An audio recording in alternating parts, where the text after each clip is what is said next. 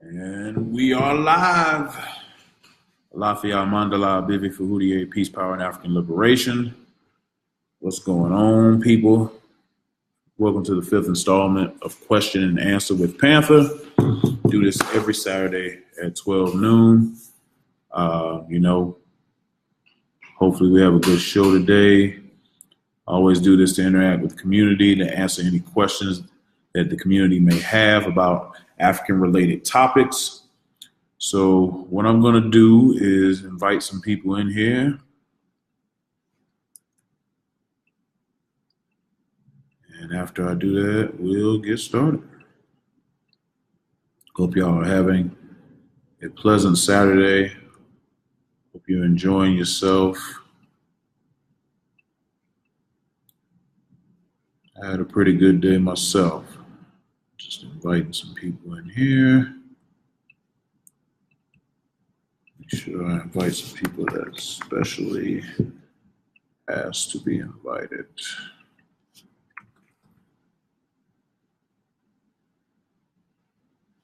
Okay.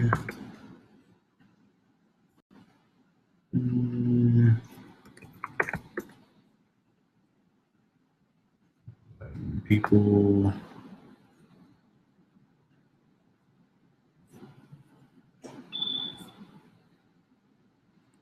Get some people in here.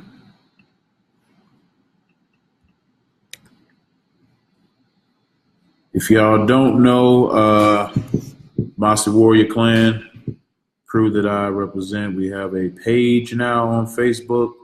So please go like the page.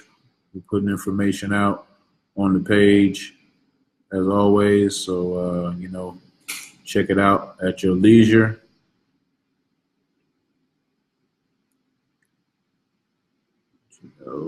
We always got to keep it pushing.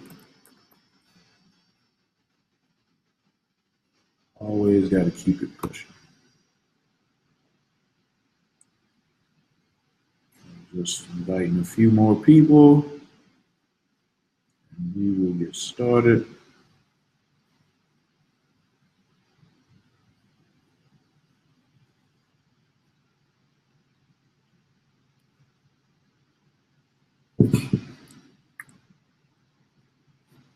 All right. Okay. Alafia Arakorim Sean.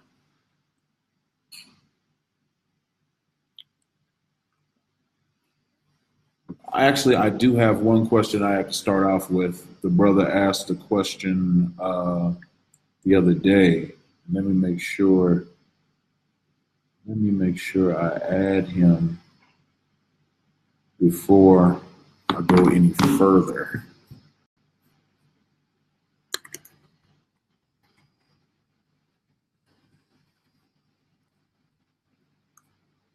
Okay.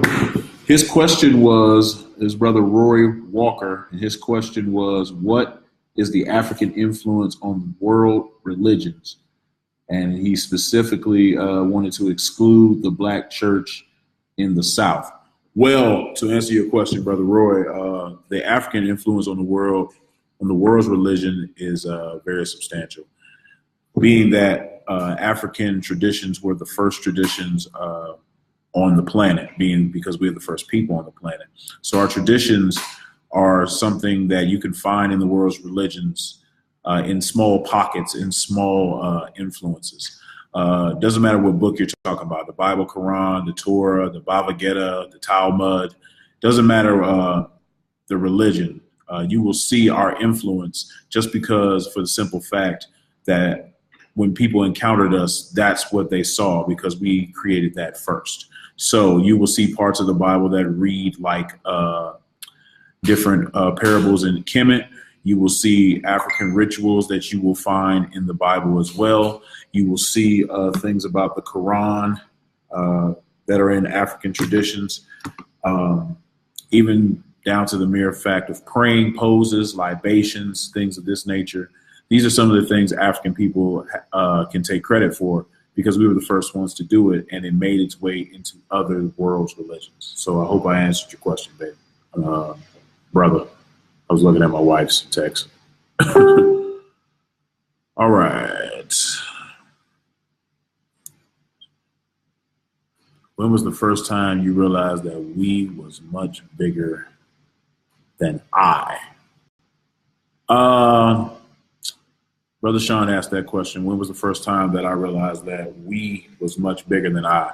Well, I kind of had that concept always growing up because, that concept is kind of heavy in sports. There's no I in team and all that other stuff.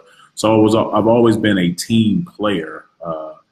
I've always been a guy that's been a part of teams. In relation to the African context, when you look at our position that we are in the world currently, when you look at our status, you start to see that one man is not going to be able to counteract all of these things that are put in place for our downfall. So you're going to need people. You're going to need resources. You're going to need different strategies, and you can't do that all on your own. So I would say, in regards to an African context, that probably around 2011 is when I started noticing that the we was much bigger than the I. All right, another question from Brother Sean. What is the most important African concept in your opinion? That is it's a very loaded question. But if I had to pick one off the top of my head, I would say character development and what we call good character or gentle character, or Iwa Pele or Iwa Rere in the Yoruba language, which means you have to develop your character. You have to be a man of integrity, a woman of integrity, a man of perseverance, of warriorship. These are things that are instilled into our traditions. So you're taught from a very young age to basically how to be a man and how to be a woman in an African context. And that is taught through character development. We all go through, different stages in life where we don't show the best character. When you're young, you may tell lies. You may steal things. You may draw on the walls or break things or, whatever it is that stage of your life that you do. But through African traditional systems, we're taught how to correct these behaviors and be the best version of yourself. And that best version of yourself is equated to your destiny. So I would definitely say character development. Let's see. Let me shout out some people. Peace, Sister Haya Jones, Brother Al Wisdom, David Morgan. What's up, brother? I ain't heard from you in a while. What's going on, Prince Irin Iwawi? Hope I said that right. Tiffany, what's going on? Brother Tyreek, what's going on? Sister Christina Carter, what's going on? Sister Tamaya, what's going on? Another question. How many times have you walked away from the ignorance in the so-called conscious community? Too many times to count. Us as Black people, not just the conscious community, but us as Black people, we got to do better. We know that. And, it takes a lot of, what's the word I'm looking for? Resolve, a lot of patience. And sometimes that means walking away from ignorant and just despicable behavior. It ties into what we were just talking about, behavior and character development. And some people just aren't there yet. And you have to recognize that and realize when something is just not worth your time. Brother Sean asked, what does it mean to be actual conscious? Well, conscious, according to Webster's, is just talking about awareness. You're aware of something. If you're talking about conscious in the context of white supremacy, you're aware of white supremacy. You're aware that there are things in our society that aren't right, that are unfair, that are that have these predisposed and preconceived notions toward the African in America. Excuse me. You're aware of these things, therefore you're conscious. Now, I'm, for one, don't put too much stock in the word conscious because it doesn't require action. It doesn't require any commitment. It doesn't require you to do anything. Therefore, I don't put in that much stock in the word conscious. When you start using words like Pan-African, pedagogist, revolutionary, things of these titles, that requires action. That requires you to do something. Now, I must mention Brother Amos Wilson's version of conscious. And when he was talking about conscious, he said that when you are conscious, you don't speak the same, you don't do the same things, you don't involve yourself in the same things, you change. So if we're going to go by his definition, a lot of people, we're going to have to eliminate them from the conscious conversation. That's just what it is. I don't particularly use his definition, but it is a definition that you can study. And that's in the book. What book is that in? It's either in Blueprint for Black Power or Falsification for African Consciousness. It's either in one of those two. Hope I answered your question, brother. What's going on, Sister Shannon? Brother Cubana. Hope I said that right. Ajamu Gaddafi, what's going on? Brother Kofi, Mossi Warrior, what's happening? Alafia Rakaru. Brother Samuel, Brother Ricky Ross, Brother Steele, Baba Mku, and Burdette Maat, what's going on? Brother Ricky Ross asks, are you going to use your old washed up basketball moves during your basketball tournament? I mean, you keep coming on here every week and mentioning that, but I don't get no invite for me to come beat you down, you know? You keep going on with this, but you know, how about you put up your money and I put up my money, and winner will donate the money to an African Center school. How about that? Sister Alika Amin, what's going on, sister? Hotep Hussein, Uncle Job sent them to you as well. Sister Dr. Mai in the building. Peace to everybody. Okay, another question for Brother Sean. Is there a cure for albinoism? I think you mean albinism. To my knowledge, no. Because, albinism is a total lack of melanin. Total lack. Like, you don't have any melanin. As far as your skin is concerned. I know we like to think that white people don't have any melanin, but white people do have melanin. It's called pheomelanin, which is different from your eumelanin, which makes you dark. So albinos don't have eumelanin, they don't have pheomelanin. They probably, the only melanin they may have is neuromelanin, which is in their brain. So no, I don't know how you would give someone melanin, right? You see these pseudo memes that come out, and they're very pseudo, and they'll say things like melanin is worth more per gram than gold. Let me tell you something. There is no tool, no instrument that has been created that can extract this out of you. This don't come off. It don't come off at all. So those memes are 100% pseudo. You cannot take the skin and harvest it into a substance that's worth selling as far as melanin is concerned.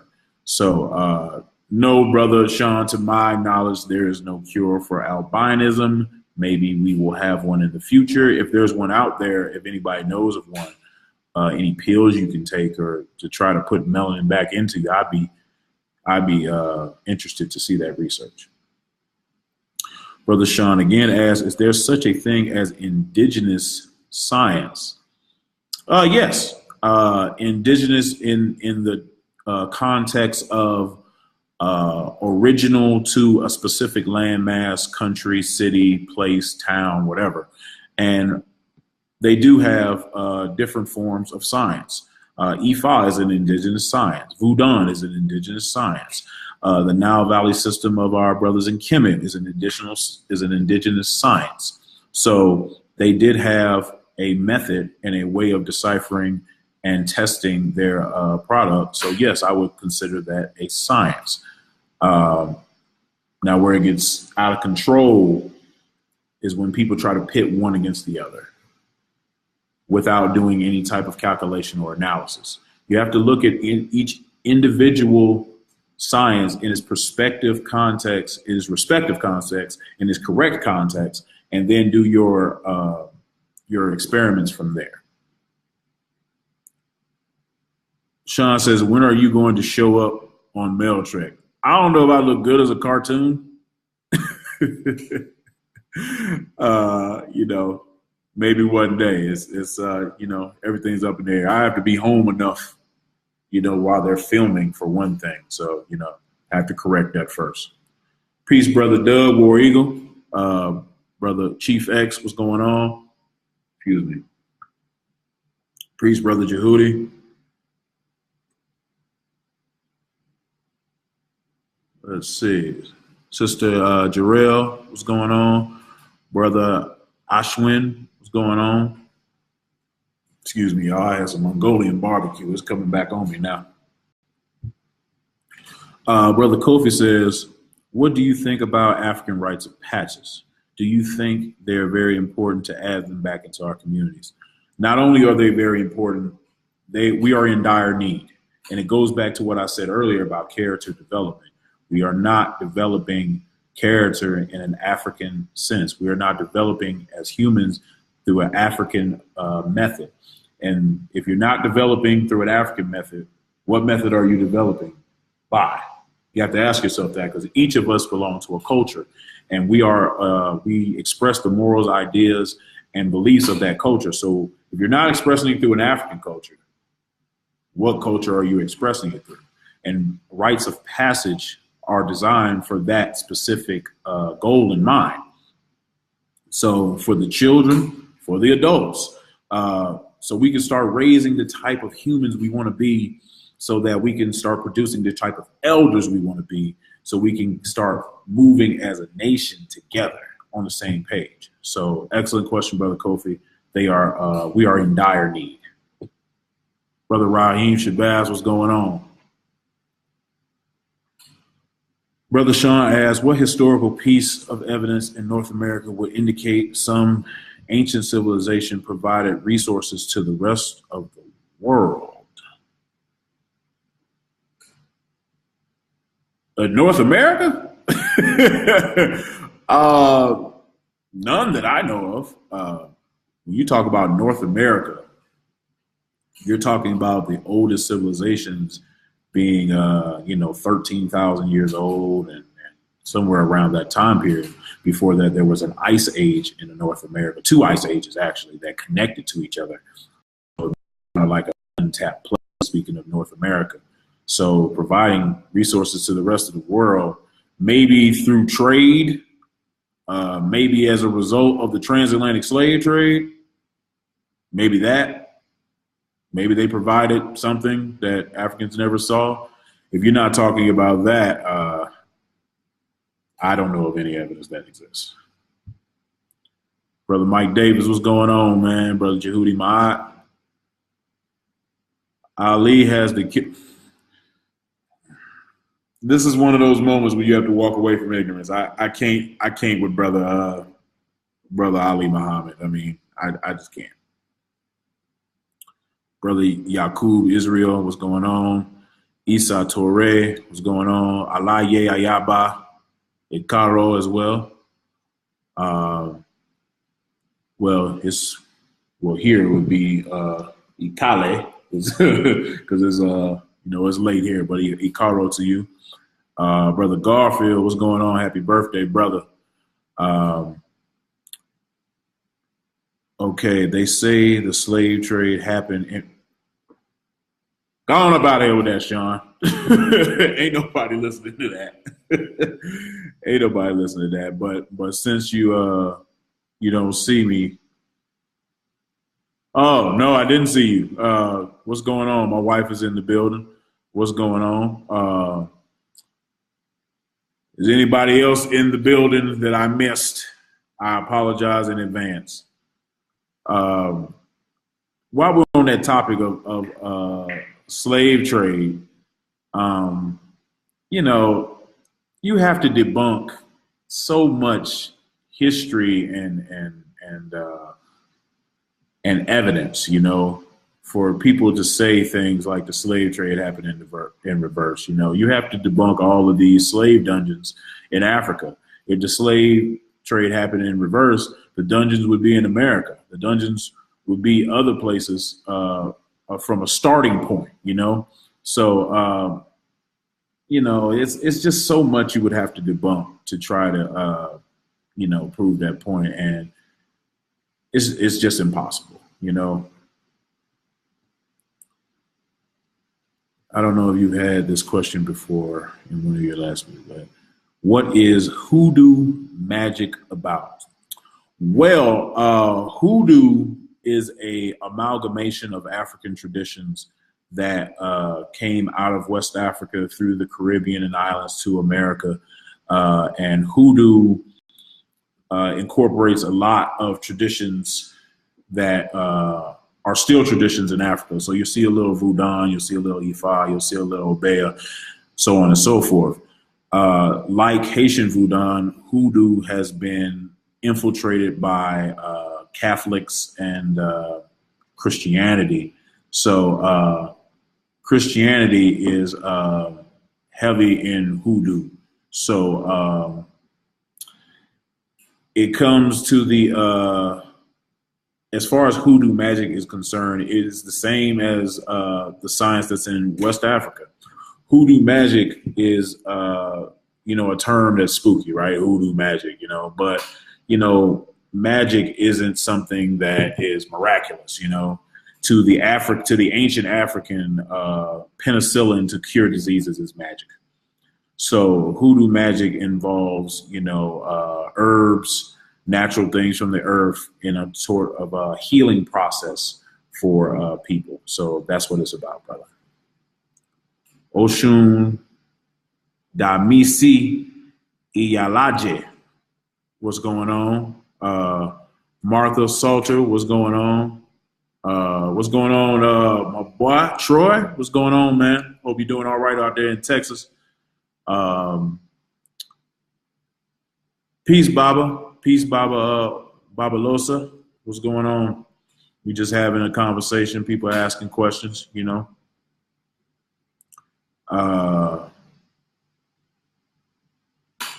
Anything else y'all got? Hit me with it. Hit me with it. It's for the community. The community, too often they're left out. We write books, we do lectures, but the interaction is lacking. So this is why I do this. And I agree. Yeah, magic is a normal thing. It's just your perception or interpretation of what magic is, That's I try to do my best, with pronouncing your name. I'm glad I got it right. Priest Brother Ron, what's going on, brother, out there in Philly? When are you going to tour in NYC? Ooh, I'm gonna be honest, I hate going to New York. I hate going to New York, man. There's nowhere to park. It's hard to get hotels there. Like, it's high. I hate New York. But I do go through there sparingly at different times. And when I'm there, I'm usually with Sonetta. I'm usually in Harlem. I'm usually doing that. So when I'm in New York, that's who I'm usually with. I usually drop a video or two. As far as a tour put together, we do have the No Pseudo tour with the Amara Squad. We would have to, have somebody bring us in, basically. So if you're interested in bringing the Amara Squad in, let me know. Excuse me. What do you think is attracting the youth to Ife? I think you mean Ifa. So I'm going to answer your question based on that assumption. Attracting the youth to Ifa. Like Kemet, it's becoming commercialized because more famous people are getting into it. So that's something that's attracting them. From my perspective, some people are getting into it for protection. because they're doing things that are less than lawful. So they want to get into Ifa for the protection. That's not the right reason you get into this tradition, but that's what I see. So other than it being a fad, it becoming increasingly more a fad, the people that are getting into it are getting into it for the wrong reasons. Now, there are people that are getting into it for the right reasons. There are people that want to connect to their African roots and want a vehicle to express their Africanity. So we see it on both sides, but it's a whole picture, of different things that's happening. Hope I answered your question, brother. I know you are moving down soon. Appreciate it, Jehudi Ma'at. Sister Mika, what's going on? Tell Drummer I said what's happening. Brother Budet Ma'at, are the Netaru, Orisha, etc. merely psychological traits, or they are actual forces that one can work with? I've never heard them described as psychological traits, but they are energy that you can work with because they are forces that exist in the universe. Water is wet, fire is hot, air, earth. These are forces that we've named and, given reverence and honor to. So they're definitely forces that you can work with. I'm going to be in NYC on July 7th for the South Nether Awards. I'm nominated for documentary filmmaking.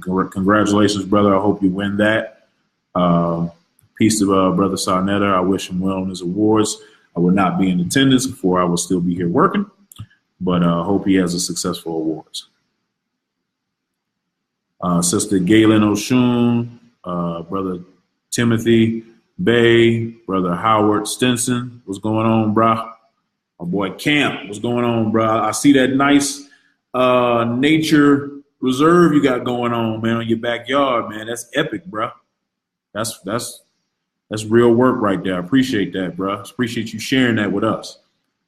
Yes, Alafia Ni, say Alafia Ni. Brother Menhuhati, what's going on, brother? Hope y'all doing well today. Any more questions? Any more questions at all? Don't be shy. This is for the community. We have to start interacting more with our community as scholars. So this is why I do this, because, you can't die with knowledge. And if you do, it does nobody no good. The old proverb that says every time an elder dies, a library is burned to the ground. So we have to make sure we get the information out of the library before the elder is in the ground, if you know. Can pouring libation be pouring for the living and nature? That's why you pour libations. Oh, no, I see what you're saying. Pouring for the living and nature. You can give libations to nature because nature basically is Orisha. Orisha is nature. So you can pour libations to nature. But as far as the living, we generally don't pour libations to the living. If someone is living, there are other ways to venerate them while they're here. Good question. I appreciate that, Brother Bay. Hands in the mud. I feel you. Okay. Brother Ashwin says, if somewhere in the world there was a group of people living under the worst form of oppression and slavery for 1,000 years, what books would you recommend them to read, aiding them and uplifting them and liberating them from their oppressors? What would it be? First book would be Blueprint for Black Power by Amos Wilson. Second book would be Falsification for African Consciousness by Amos Wilson. Third book would be Black Man of the Nile by Dr. Yosef Ben Yakinen. Fifth book would be African Holocaust by John Henry Clarke. I think that's the fourth book, right? Yeah, fourth book. And the fifth book would be Encyclopedia of African Religion by Molefi Asante and others, just off the top of my head. Brother Siwatu, what's up, brother? What's going on? Brother Garfield said, what is your ultimate with sharing this information? Just sharing the information, brother. There is no ultimate with this platform. This is just an exchange and a dialogue between me and the community, and that is the ultimate. If people can come in and get their questions answered and learn something, and shoot, I might learn something. So it's just an interaction, and that's my ultimate.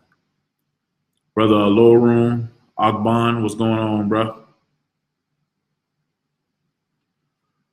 Brother Minu Hati asked what temples are traveling to Benin and Togo, and would you consider doing any Voodoo initiations? I don't know off the top of my head which ones we're going to. I know we're going to some festivals. I know we're going to a Sangbeto festival. A Sangbeto festival, and hopefully we can meet the Supreme Chief of Voodoo. He's hit me up on Facebook. I've interacted with his son, and you know, hopefully we can get that experience with him, you know. Yeah, I would definitely consider doing Voodoo initiations. I've considered it before. But, you know, I want to get the system that I have down to a proficiency before I move on to other systems as far as initiation. But, yeah, eventually that is in my scope. So, you know, if you can assist with that, you know, hit me up. Jehudi Maya says, if you can recommend one book to a youngster, what would it be? Probably Falsification for African Consciousness by Amos Wilson. Why would I recommend that book? Because it's a why. It gives the why on why we do what we do. It gives the why on why the oppressor does what they do. And it answers so many questions from a psychological standpoint. And I think we have been teaching people in the community the wrong way. So when they come into the community, we hit them with Dr. Ben and John Ricard and Shekin Joe and Tony Browder and all the information we can hit them with, right? But we don't give them a why. So they get this information, but they like, why should I take action? Why should I join y'all in this fight? Like, why? You know, I got a good job, I got a good family, I got a whatever. Why should I do this? We need to give them the why before we give them the what. Because too often in life, we always, want to know why. If your wife says, I need you to take the car over there on 125th Street, you're going to ask her why. Now, she gave you the what, but you still asked why. So if she would have said, hey, baby, I need you to take the car over there on 125th Street because it's leaking oil, you would have just took it. So if we give them the why with the what, we can develop more people that are interested in knowledge and consciousness. No problem, brother Ashwin. Brother Zay in the building, what's going on? Is divination and ATRs merely mathematical probability to answer questions? You can get, what is that book's name? One of them is by Ronald English, which is called Mathematical Fractals. There's another book that's talking about the whole universe is math. So yes and no, because the universe is math. Everything we do is a mathematical equation. Is it merely mathematical probability? I would say not totally, but there is an element of math in the system to generate and work with different situations in your life. Because all the odus and the divinations, are doing is reading energy patterns. And energy patterns is what is being transferred when you do divination. It is expressed through math, because math is a way that we express the thoughts, feelings, and ideas from the divine. So it's expressed to you in math so you can read it, because there are some things in this earth that are unfathomable. You know, some things that we're still trying to figure out as humans. So being that we express it through math, that's a vehicle that which we can understand, digest, and interpret it in a way that can help us on Earth. Hope I answered your question, buddy. Pass Johnson, what's going on, man? All right, Minu Hati, hit me in my inbox, man. We'll talk, brother. Do you know anyone who practiced Voodoo or any traditional African spirituality in Mississippi? Mississippi, not off the top of my head. I would have to inquire to some of my elders if they know anybody in Mississippi. I'm sure there's some. We're everywhere. We just don't. Some of us are boisterous with it. Some people are very conceited, and I mean not conceited, but conservative. It just depends, you know. Some people wear their lakeys like I do. Other people tuck them in, you know. So we're there. You just have to find them. Please expound on the personal commitment needed to be a part of an African group or organization. Can it be for bragging rights? Why should you do it? The commitment is a lifetime commitment because, as I've said many times in this broadcast, character development is very important. So we're developing your character over a length of time, a lifetime, because you never stop developing your character. So the commitment is of your mind, spirit, and soul, and even your body sometimes, because we want you to be in the best shape, the best mental capacity that you can be in so you can achieve your destiny. So this commitment is life-changing. You know, you're going to be doing things you weren't doing before to get results that you never had before. So, you know, an African group or organization should embody that as well. The same principles in the traditional system, you should incorporate some of those in an African group or organization. And it's definitely not for bragging rights, because half the time when you say these things, the common person not going to know what you're talking about. So you should do it for enlightenment. You should do it for sustainment. You should do it for longevity of your family. You should do it for the pride of the African race and survival, because believe it or not, it may depend on it one day. Good question, Baba Nku. Peace, brother Shakim. What's going on? Brother Burdette Ma'at asks, what's the names of those books and authors again about the math and divination question? Ron English, and the book is called Mathematical Fractals. Ron English, Mathematical Fractals. Peace, Sister Julanda. Brother Inquanif, what's going on now? My wife asks, why is intelligence viewed as a negative, hold on, there's emojis in the way, a negative quality in the eyes of some brothers in the conscious community? Okay. Oh, peace, brother. What's going on, brother? Honored to have you in the building. Okay, back to this question. This is something that we're going to have to get over in this community, right? Because there's a stereotype that people that are intelligent and people that are astute are somehow arrogant, are somehow pompous, somehow do things only for their self-gratification and self-glorification, which is a bunch of crap. That stigma is usually projected by people that feel inferior, because listen to the verbiage that they say. They say, oh, you smart motherfuckers think that y'all, oh, da, da, da, da. Okay, so you didn't include yourself. So do you think you're not smart? Do you think that you're not intelligent? Do you think that you're inadequate in some kind of way and you're projecting your insecurities on me? I would say so. But we have to get over this, because we need people of all suits, all skills, all aptitudes to win this thing. Whether you're a good gardener or a farmer or a physicist or mathematician, whatever.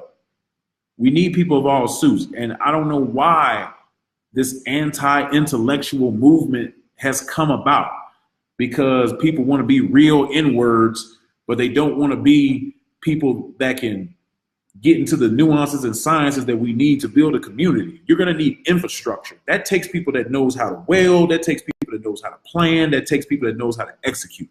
You're going to need people that have the knowledge of trees, the people that have the knowledge of the land, people that know geography, people that know paleontology. All of these different schools of thought you're going to need, and people are going to have to be intelligent to build these things. So I don't know why it bothers me that people will look at people that are, intelligent and say these derogatory things. It makes no sense, because if we didn't have people that were intelligent like John Henry Clark, Dr. Ben, John G. Jackson, Ranunkel, Rashidi, all the people that laid the foundation, Tony Martin, W.B. Du Bois, Benjamin Banneker, all these people that did the work were intelligent. Think about the people that were on the front lines. Was Malcolm X a dummy? By no means. Was Martin Luther King a dummy? By no means. So intelligent people should be pushed to the forefront, and we should put responsibility on them to do something. Do something for the African race. Do something for our people to expand this thing and to create our goals and manifest them. You should be pushing them out into the community, not talking bad about them, man. It has to stop at some point, because you call us for your little lectures and your little, your get-togethers. Phones ring off the hook. Can you come speak here? Can you come speak here? Can you come speak here? Then you turn your back on us when we say something you don't like. I can't respect that, and it's very malicious and very it's very disingenuous. If you want to deal with us, deal with us. If not, then don't. We have to stop this anti-intellectual movement, because we all talk about how knowledge is key, but the people that have the knowledge get bashed. I'm gonna get off my soapbox. All right, Sister Lucinda, peace. Brother Takai Kilimanjaro, what's going on, brother? University of Kemet Press. Irachans, what's going on? Exactly. Shout out to Takai Kilimanjaro, who always says, teams win. Teams win. So that goes back to what I was saying earlier. Thank you, Baba Takai. So any more questions? We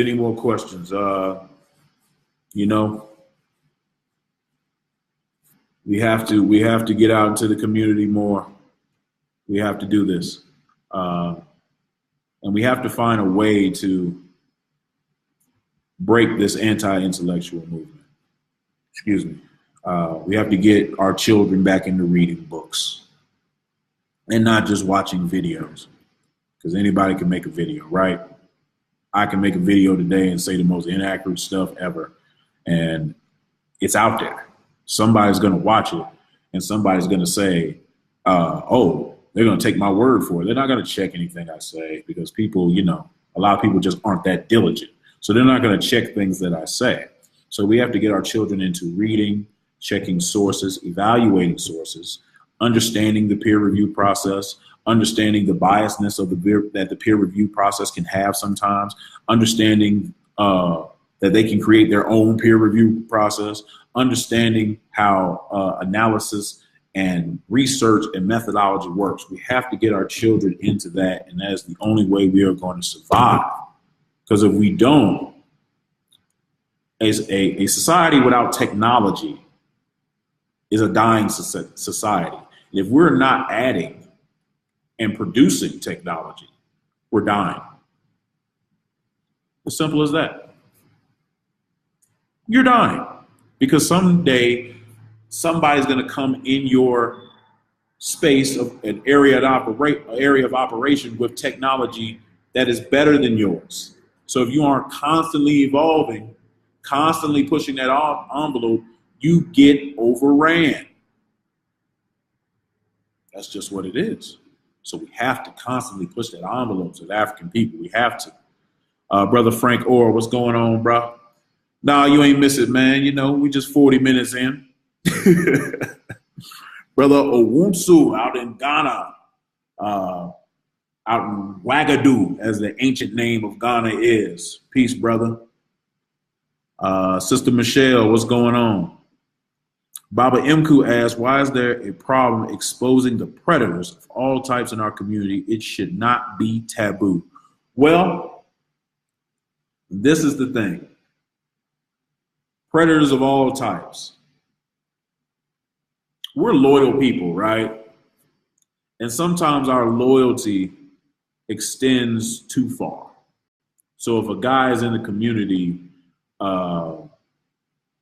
selling fake watches, let's just say that, but you knew him from when you was a little kid, y'all was always straight, y'all was always tight, he ain't never did nothing bad to you, he ain't never sold you no snake oil salesman type of stuff or nothing like that, you're going to be hesitant to bring him forward. But we have to have integrity, because if he is selling the community bad products, he is hurting the community. He's hurting us as a community. See, that goes back to what Brother Sean said, the we before the I. So the we before the I, we have to start thinking like that as a community. We have to start treating each other better. So you got to go to him and be like, hey, brother, you either stop or I turn you in. And that goes with all types of predators, especially these sexual predators. That should be a no-brainer. I don't care who he is. I wouldn't give a damn if it was my mama. I'm just keeping a buck. You going around being a sexual predator, I got to, hey, I'm sorry. I'm going to have to call these folks on you because this is wrong. I mean, when are we going to take responsibility? Because 9 times out of 10, when predators do what they do, somebody know. Somebody in the community know, and it just ain't saying nothing. It ain't my business. Yes, it is. It's your business, because it could be at your doorstep next. Got to start thinking like a community. So, it's about integrity. We have to have the integrity and the fortitude to expose these people to the community. Can't have no fear, man. Ain't no room for no fear, no ground to give. Brother Menu Hati says, what would you say for some scholars who promote Black consciousness but don't partake in African tradition or African spirituality? Do you think it's fair to see that would be an important component missing for those scholars, or who would just say eat to each their own? Do you think it's vital to our community, or just our personal preference for the individual? I think it's vital for our community. And scholars that don't participate or partake in African spirituality, I would ask them, what are you waiting for? Because a lot of the things that they already teach come out of African systems. So I would say, what are you waiting for?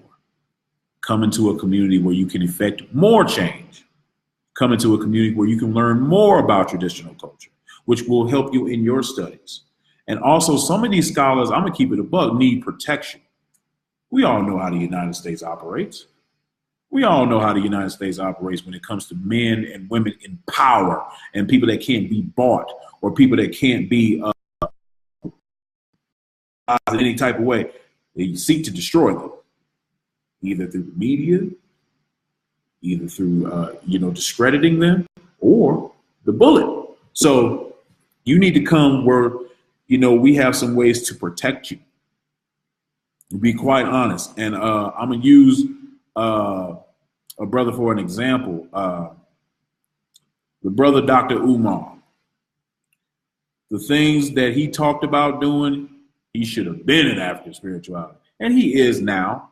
But he should be advancing in African spirituality to the point where you are protected. Because when you talk about building things, revolutionary things are going to come your way.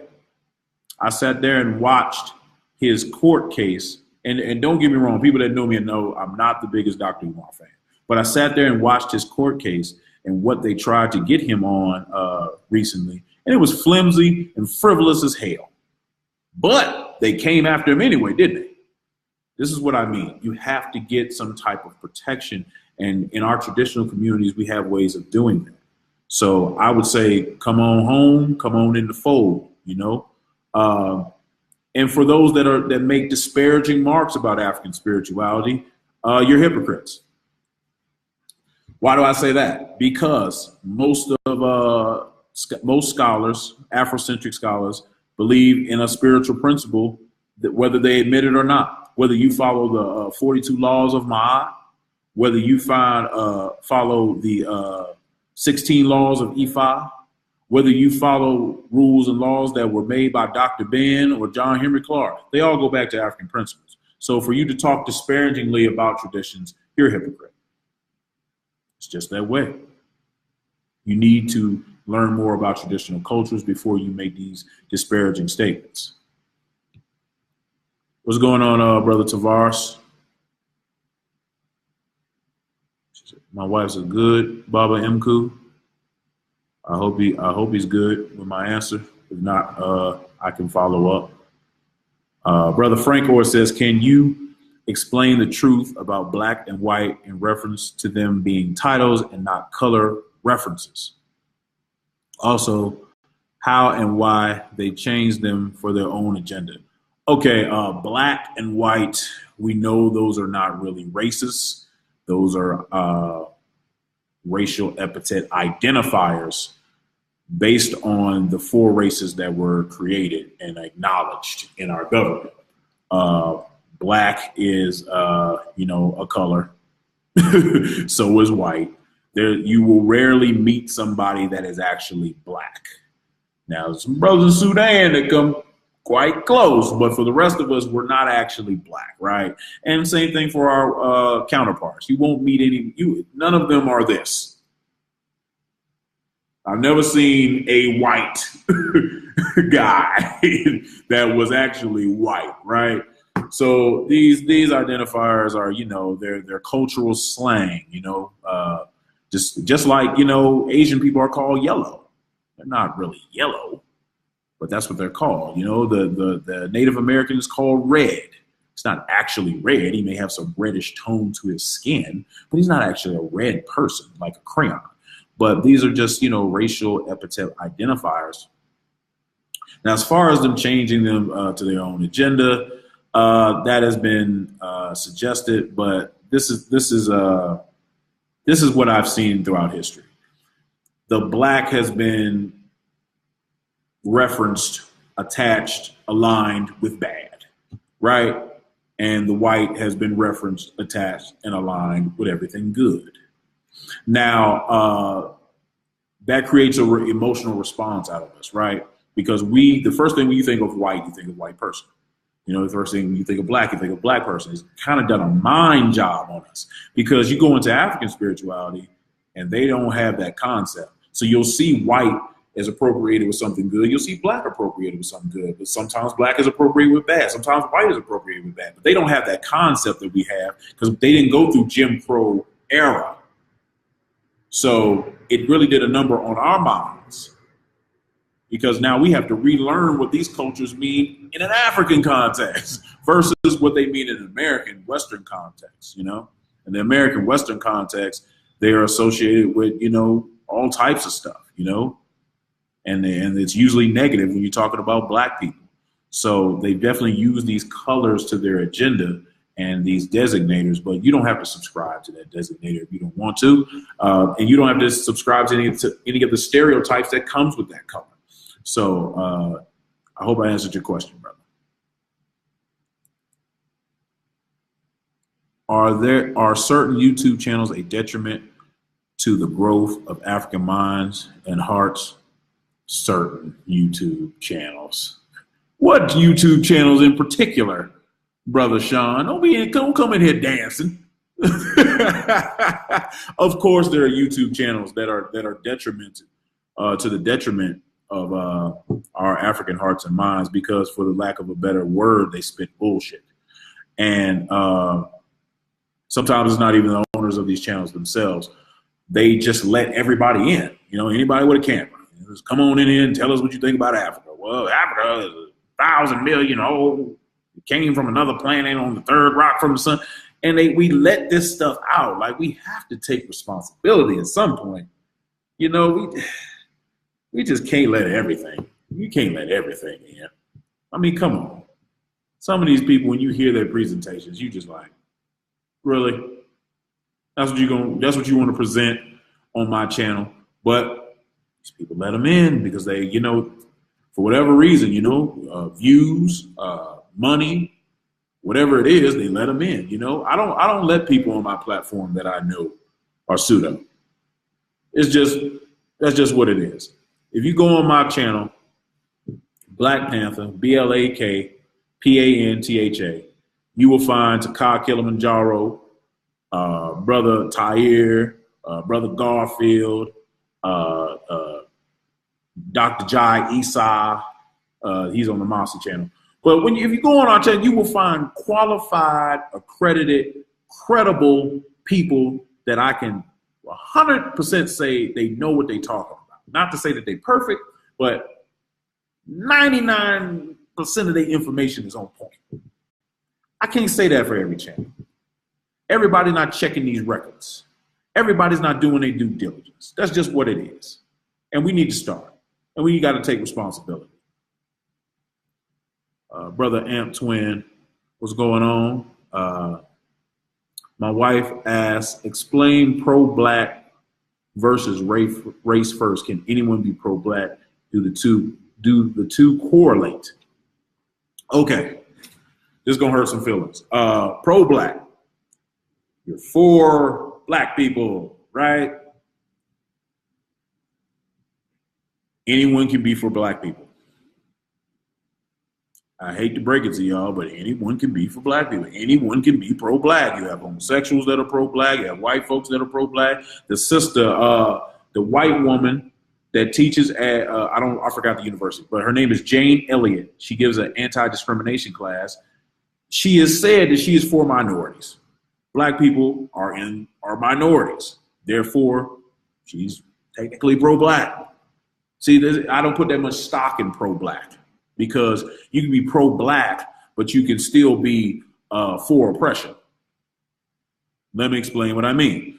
Okay, Don Lemon has expressed that he's pro-Black, but still sides with white supremacist type of mindsets. Therefore, he's pro-Black, but still pro-oppression, because pro-Black doesn't mean anything. It just means that you identify with a certain type of title or a certain type of behavior with Black people. You can see other Black people and not like them. Pro-Black doesn't mean anything, really. But when you talk about race first, see, now you've taken responsibility, because you saying before you think of anything about anything, you consider race, your race, the African race. Therefore, and that doesn't mean you always take your race aside, but you consider the ramifications of being an African before everything. So, for example, if a t-shirt business down the street is selling white t-shirts, 5 for $20, and a business a little further down type of t-shirts, 5 for $20. I'm race first. I'm gonna go a little bit further for the Black business because I'm race first. A pro-Black guy might go to both depending on how much gas he got in his car. So don't get caught up in the pro-Black thing, because we see a lot of people that claim in pro-Black that are not race first, that are not Pan-African, that are not African-centered, are not for us, are not our allies. Don't get caught up in that. Race first, that's accountability. That is ownership. That is saying, I am with you. Pro-Black, you can be pro something today and con it tomorrow. Brother Alan Brown, what's going on? Brother Jegna, what's going on? Brother Min Huhati said, I don't mean any disrespect, but when I asked this, but do you think Brother Umar is legitimately initiated or practicing IFA or research work, or just he exploiting for his own personal agenda? Brother Umar is of my lineage. So yeah, I have information that he is in the Egbe Egungun, that he has received his hand of Ifa, his Ishefa. That's where he gets his name Ifa Tunde from, which means Ifa is reborn. And I know other Ifa Tundes as well. So yes, he is legitimately in a system. Now, the second part of your statement is he just using it to exploit for his own personal agenda. It's not an either or. It could be both. But that's up for that brother to, right those wrongs and march out his demons. I don't agree with everything he does, but, I can say legitimately, I know people that, have given him instruction in this science. I know the people that he goes to for readings and so on and so forth. Brother Sean says, Lisa questions, can you ask him if there is any one book you would recommend to teach good character? Iwa by Malimu Barudi. It's the best book that I can recommend. Brother Amp Twin says, we need to put mechanisms in place. Example, we need to go in these jails and in these church and grab the warriors, organize, mobilize, also do something with their school system. Like, what if black kids start leaving images of lynchings all over schools to destroy white supremacy, at the same time flood the city with Afrocentric to create a rise of Afrocentric consciousness? We must train, organize, nationalize, mobilize. Not really a question, but what do you think? Peace, fam. Okay, going in. Let's walk this slow. The jails. We can always send our brothers in jails information to empower them in hopes that one day when they get out, they can join us in this fight. I don't have a problem with that. We definitely cannot forget our brothers behind the walls. I definitely agree. As far as going into the church and grabbing the warriors and organize, this is something we can't. Going into the church is going into a no-win situation. Now, if you catch them outside the church, hit them with some information, that's fine. But going into the church, it's too much pressure. Too much pressure. That's a lot of reason why black people are still in the church to begin with. If you ask the average black person why they go to church, it's because their grandma went, because their mama went, because their aunties go. It's a family affair. To go against that family in front of everybody, probably not going to be successful. You got to catch them by themselves and have that dialogue with them. It's going to have to be a continuous dialogue to break that chain. As far as organizing and mobilizing, we always need to organize and mobilize. Different organizations have done that, but we need to do it on a global scale. I'm not about leaving images of lynchings in schools because we're not them. We don't have a history of lynching people, and we're not going to start. The only history I can recall of lynching was during physical war, the Haitian Revolution. And that is something that, we're not engaged in a physical war right now. I would put up pictures of Marcus Garvey and other giants so they would know where we were coming from. But we want to be certain not to turn into a European. We don't want to be dragging people out of houses and putting unks on the yards burning and, you know what I'm saying? We don't want to turn into the KKK. Flooding the streets with Afrocentric info is definitely something that I strive to do and my colleagues strive to do. So definitely we need to do that. We definitely need to train, nationalize, and mobilize that effort. So I definitely agree with you with that, brother. Thank you for your statement. Is there a difference between pro-black and pan-African? Absolutely. Absolutely. And it's similar to the difference earlier with race first. Pan-Africans are race first. You cannot say that for pro-black people because pro-black people can be a white person. Are there people that you rock with on your channels that you deem credible who do not have college degrees? Yes. Do you think it's necessary for people to gain degrees in order to become credible? No. If not, what are some qualifications that you would suggest for people to develop themselves as a credible source for information when it comes to educating our people? I would suggest people take classes online. There's a website called Corsica. There's a website called EDX, where you can take classes online in methodology and science and technology and math and history and develop a body of knowledge, right? You can always read the books that our elders and current scholars are leaving for us. But you have to get the methodology down first. University of Kemet Press has an excellent book called Research. I would suggest you read that first because you need to learn how to research. Research is not just going to Google, typing in something, and the first thing you see that you agree with, clicking on it and saying, this got to be right. No, you need to learn how to research. You need to learn how to evaluate sources.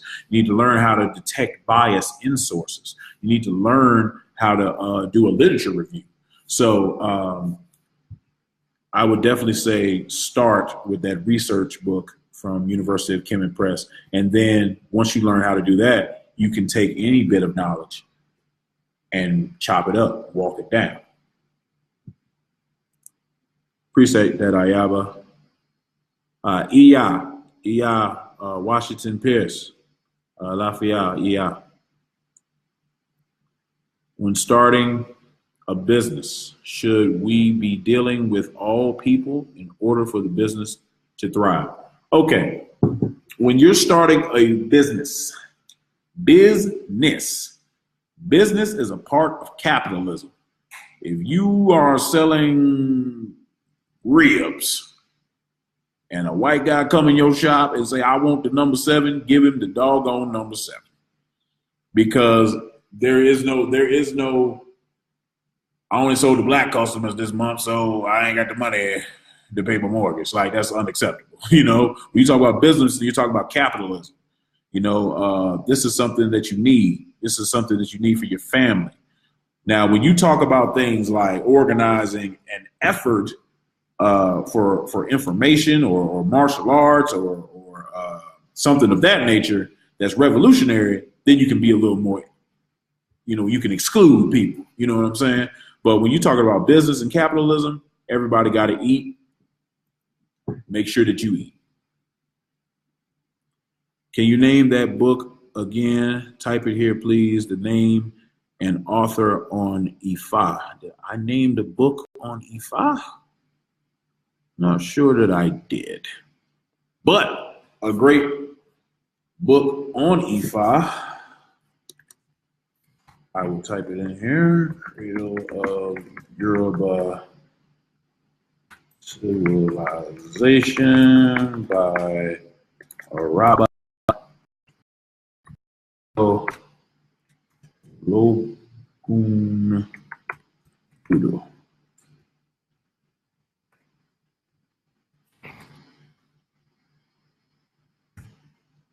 So that is a book that you can get, Sister Julanda, on Ifa, and it goes through the whole history of the science from West Africa to now. Chief X, what do you think about the state of scientific literacy in the so-called conscious community? It needs some work. It needs some work. It needs a lot of work. Let's be honest. We have to get into science. We have to elevate our scientific literacy, because right now we saying some crazy stuff and we looking crazy. And if we want to rise up as a people, if we want to own our own nation, if we want to become a sovereign nation, if we want to build a Black Wall Street, whatever, we're going to need to be invested and proficient in scientific principles, ancient and Western. It's just how it is. Oh, you were asking about Iwa. Iwa is a book by Malamu Barudi, Modupe Ayaba. the church is better than the conscious community. Well, that's your opinion. I'm not going to get into that.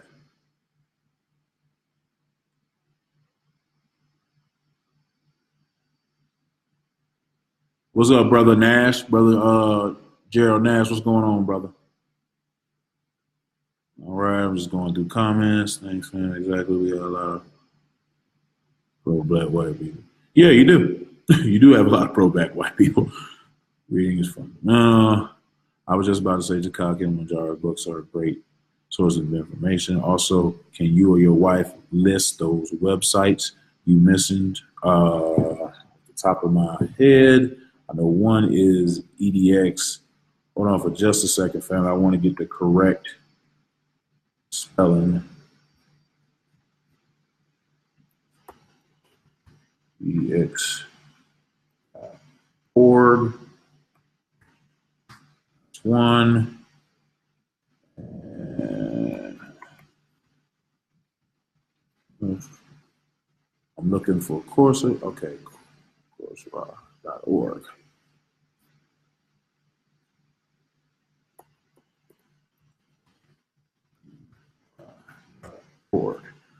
And on these websites, you will find a variety of schools teaching free classes. Free. Free. Now, if you want to be certified, they make you pay for the certification, which can vary in price, but they're free classes. There's really no excuse, family. Sister Jorday, what's going on?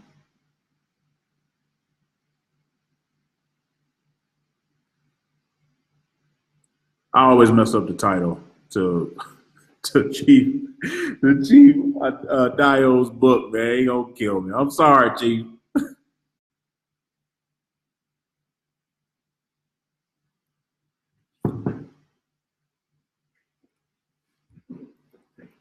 Yes. So we got those two websites in the chat room, EDX and Coursera. If y'all want to sign up, I definitely recommend it. For EDX, I recommend you take the Life and Evolution course. It's taught by Harvard University. I'm a graduate of that course, and I will tell you it will change the way you look at life in general. How can we forget Ciba University? Brother Wujawu teaching a variety of methods and ways to write, read, look up Medu Neter, so you can't get fooled. Peace, Brother Richard. Please go like our fan page, the Mossi Warrior Clan, on Facebook. Brother Boudet Mahad say, would you say that we as a people allow our personal feelings get in the way of us organizing and strategizing? Yes. If so, how do we change this in this perpetual weakness that's being utilized against us by our enemies? If so, why do we continue to allow ourselves to go through this? Personal feelings do get in the way sometimes because we don't know how to talk to each other, treat each other, say things to each other. We should treat each other a little more kinder, as the elders would say. You know, not be as hard-bodied, you know. And guess what? If you got a problem with a guy, call him. Call him. Try your best to smooth it out. Don't call him with an agenda to say, I don't beat your motherfucking ass when I see. Smooth this out, man. We all we got, bro. Now, if it can't be smoothed out, then that's cool. You made your best effort. But we have to start to realize that we all we got, with a few exceptions. So get to repairing those relationships. And guess what? You ain't got to be great friends with people, you know, to work with each other, you know? That's just what it is. There are many people who have repatriated to Africa more or less. There are some people who feel like that's the wrong move when there are so many Black people here in the States that need our help. What are your thoughts on that? I see the point and benefit to both sides, but do you gravitate one way or the other? I'm 100% for repatriation. I am not about continuing this abusive relationship with good old Uncle Sam. But I do understand that people have different paths in life. Some people will remain here and some people will leave. It's not a right or wrong thing. It's a strategy to both. And to make both strategies work, you're going to have to take a lot of planning. So I don't bash people that, want to organize something here, but you got to want to organize something here. Just staying here ain't no option.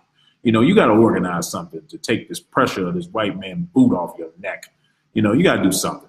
And people that want to organize and move back to Africa, identify with that as well. But, no matter which one you pick, be doing something to effectively eradicate the social conditions that we are in right now. Now, you're going to have more of an uphill climb staying here, but if that's what you want to do, that's your fight, that's your path. I'm not the one to step on it, but for me, repatriation all day. I'm getting up out of there. In Ifa, do you choose a deity or is one assigned to you?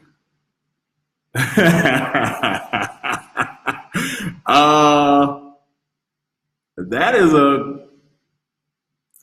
at first, when you first said that, I had the answer in my head, and I thought about something else. Okay, in Ifa, the way it is told, when you are coming to being, you pick your destiny. Your Ori is assigned, and the deity that you need to navigate through this life is revealed to you. Now, in the physical form, as we are today, you do not pick your deity. You already have it with you. You just don't know who it is yet. This comes out through divination. This comes out in readings, things like that. So no, you can't just pick who you want to be. I know everybody want to be Shango. Everybody, they start reading the brothers. Ooh, I want to be Shango. And then the sisters. Ooh, I want to be Oshun. And all everybody want to be those two. Like it ain't, 400 more Orishas to choose from. But yes, that comes out of divination. Picking or calling yourself an Orisha is something that can be disastrous. It really can. Please wait until you get who you're supposed to get. Don't go around saying you're something that you're not, because that can start a chain of events that has more problems that you're going to have to fix. Good question, Brother Sean through Brother Kadeem. Thank you for posting the Mossi page in the chat. All right. Any more inquiries? Okay, on the physical level, you don't choose deities. They choose you, exactly. However, when a person makes a personal interest on a deity, there are exceptions as long as the spirit is willing to work with you, then you may have a shot. You may be correct in who you choose. Sometimes you're not. So you want to be sure. And not saying that deity won't ever work with you. When you're talking about picking a deity in Ifa and in most African tradition, you're talking about your head deity or your Ori Orisha in Ifa. But you're talking about the energy that rules or guards your head. So that deity cannot be picked. It will come out the further you go into the system.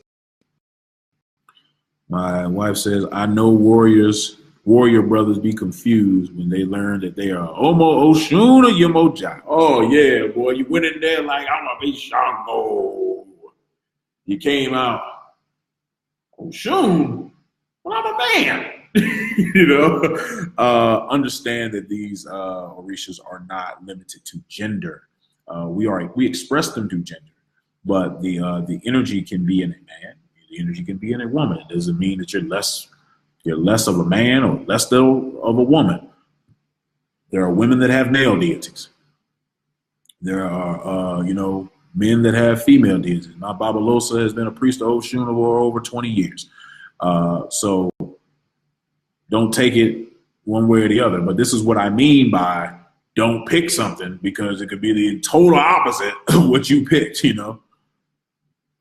is what it is. But I'm thankful. I am thankful that Ogun chose me. If I came out of there as a job, I would have eventually grown into it, but I felt some type of way. What is this channel you posted in here? Brother Sean. You know I'm gonna click on this link. See what you posted in here. Oh, it's the Mossi Warrior channel. Okay. The link that Brother Sean posted is the Mossi Warrior Clan YouTube channel where all of me and my comrades and constituents put our information and our YouTube videos at. Like, share, and subscribe. I promise you you'll learn something. What's going on, Brother Melvin Cole? To the east, brother. Click on that. You will learn something. You will definitely learn something. Man, this has been a good it's been a good show. Are there any more questions out there? If not, I'm gonna go ahead and wrap it up. I'm gonna give it a few minutes. Of course, my phone is blowing up because your phone only blows up when you go live. That's the rule. I don't know if you know that. It's gonna be dry before, but when you go live,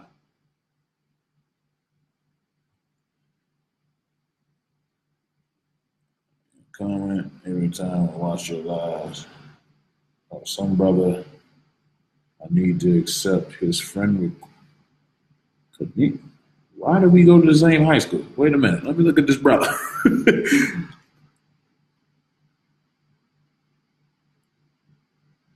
I don't remember this brother whatsoever, but we went to the same high school. He hit me up respectfully, so I will accept. Are there any books that give correlations between Neteru and Orisha?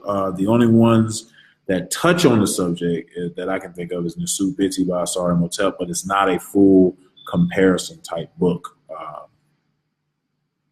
Maybe I should do that. Maybe I should. I did do a show on it before. That is on my channel, Black Panther channel. It's a show that I did, Neteru and Orisha comparisons, so you can check that out. But just a book of that, I don't know of any. But Asari Motep's book, Nasu Biti, does touch on it.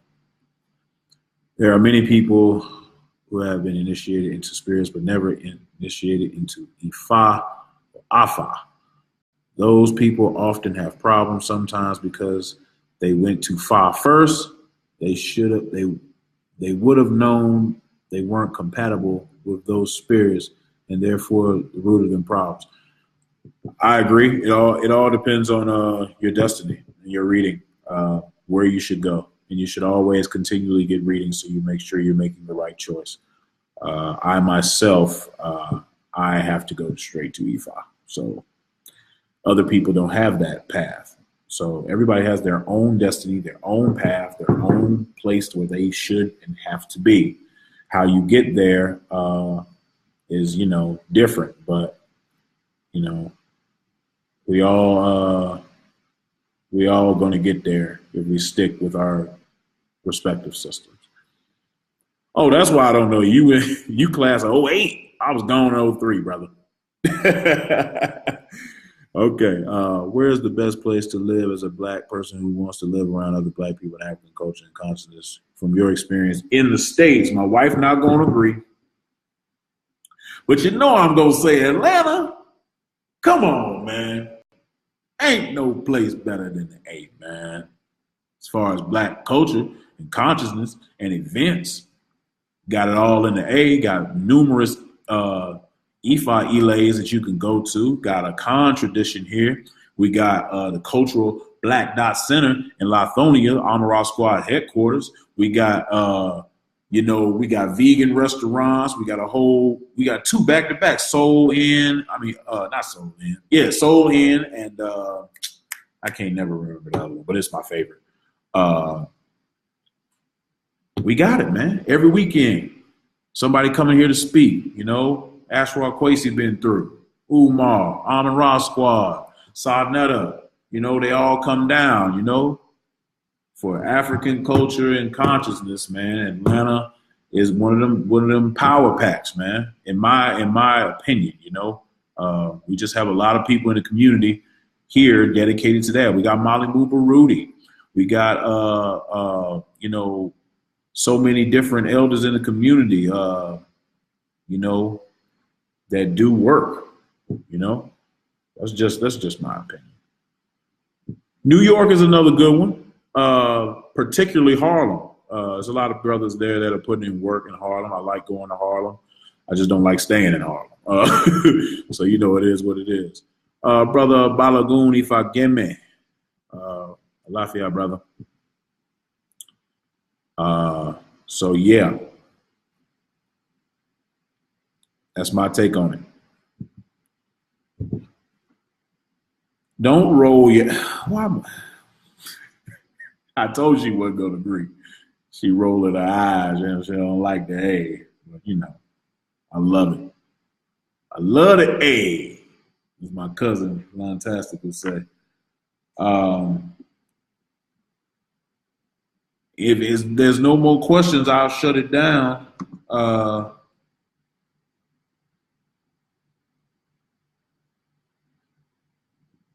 And no.